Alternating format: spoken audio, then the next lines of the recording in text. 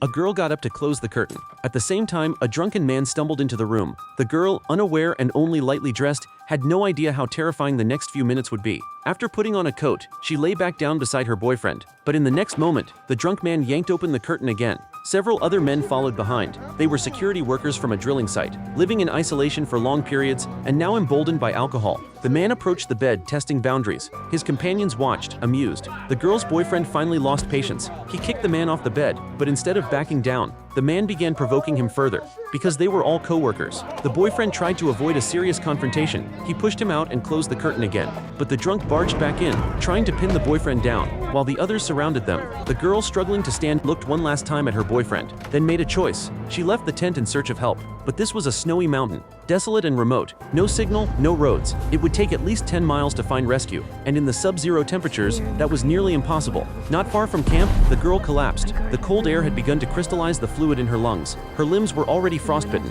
but still, Natalie did not give up. The next morning, a hunter came across strange trails in the snow. He followed them cautiously, then noticed the outline of a collapsed figure.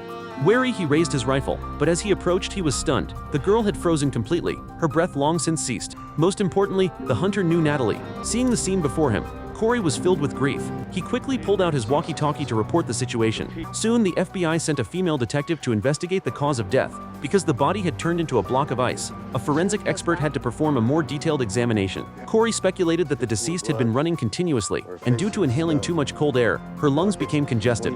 Eventually, they ruptured, and she choked to death on her own blood.